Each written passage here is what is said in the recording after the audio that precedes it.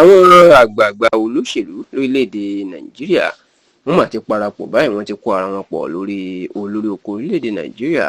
ààrẹ bọ́lá ahmed tinubu. Bẹ́ẹ̀ ni wọ́n ti fẹ̀sùn kan tinubu wípé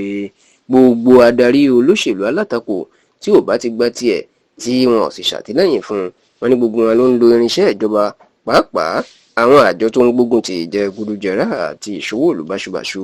Economic Financial Crime Commission EFCC,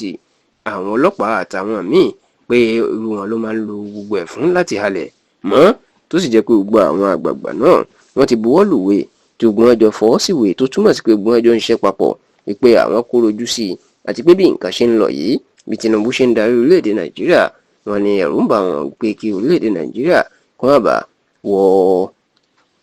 abẹ́ Tinubu, ìyẹn pé kó má jẹ́ kóun ni yóò máa darí gbogbo nǹkan bẹ̀ lẹ́yìn tó bá tó kúrò ní ìjọba.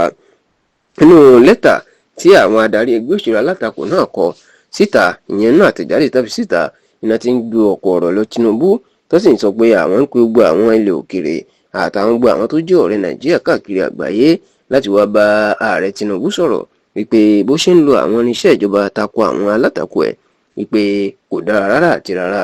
Àwọn tí wọ́n kọ lẹ́tà náà tí wọ́n fi síta ó ní Alhaji Atiku Abubakar, àwọn bíi Lawal Abbas Gawara, John Odige Oyegun, lóyè Bọ̀dé George Peter Obi àti ààrẹ ilé ìgbìmọ̀ aṣòfin tẹ́lẹ̀ lórílẹ̀‐èdè yìí ìyẹn sẹ́nẹ́tọ̀ David Mark. Tẹlifíṣàn Yorùbá Tòótọ́ àgbọ̀ ìpè níṣe òun ni àwọn àgbà ẹgbẹ́ olóṣèlú náà wọ́n ti sọ̀rọ̀ lábẹ́lẹ̀ láti pawọ́pọ̀ pé gbọ́dọ̀ sí ìyapa, ojú kan làwọn gbọ́dọ̀ ti ṣiṣẹ́ papọ̀ táwọn kojú ààrẹ Bọ́lá Ahmed Tinubu àti ẹgbẹ́ òṣèlú APC ẹ̀, ṣùgbọ́n tó jẹ́ pé níṣe ni àwọn ọmọlẹ́yìn ààrẹ Bọ́lá Ahmed Tinubu sọ fún wọn pé wọn àti ìpọ̀ tó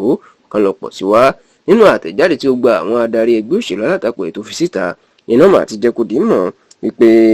àwọn olóṣèlú tí Tinubu ń jù sí àtìmọ́lé lẹ́nu ọjọ́ mẹ́ta ẹ̀, pàápàá àwọn olóṣèlú bíi mínísítà ọ̀rọ̀ ìdájọ́ àná lórílẹ̀‐èdè yìí Abubakar Malami, wọn ni Tinubu kàn ń lo ọgbọ́n òṣèlú láti dẹ́rù bà wọ́n ká sì ti lè ṣàtìlẹ́yìn fún ni. Ó ní irú yẹn ń sìn pé wọ́n jẹ́ kó dì í mọ̀ wípé kò yẹ kí irú Malami kó wà ní àtìmọ́lé nítorí pé kò ṣe nǹkan kan. Bẹ́ẹ̀ ni wọ́n tún ní àwọn fi ìbẹ̀rù bójú hàn nítorí pé bí Tinubu ó ṣe ń fi agídí mọ́ àwọn gómìnà láti darapọ̀ mọ́ ẹgbẹ́ òṣèlú ẹ̀, wọ́n ní kì í ṣe nǹkan tó rọrùn rárá àti rárá, láti pé yóò pa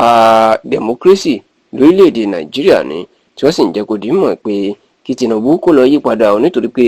bẹ́ẹ̀ ti wù kéèyàn jalè tó, bó ti wù kéèyàn dáràn tó, bá ti wọnú ẹgbẹ́ òṣèlú APC, wọ́n ní gbogbo ẹ̀ṣẹ̀ ti parẹ́, wọn á dárí jẹ ni. Kódà wọ́n mú àpẹẹrẹ wá pé mínísítà Tinubu méjì wọ́n kọ̀wé fipò sílẹ̀ nítorí ẹ̀sùn tí ò dáa, ìwọ̀n ẹnìkan tó jẹ owó kó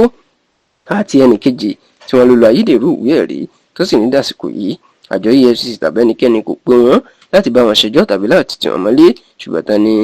àwọn ẹgbẹ́ òṣèlú alátakò nìkan ni Tinubu ló lè ṣe eléyìí, ló lè ṣe fún.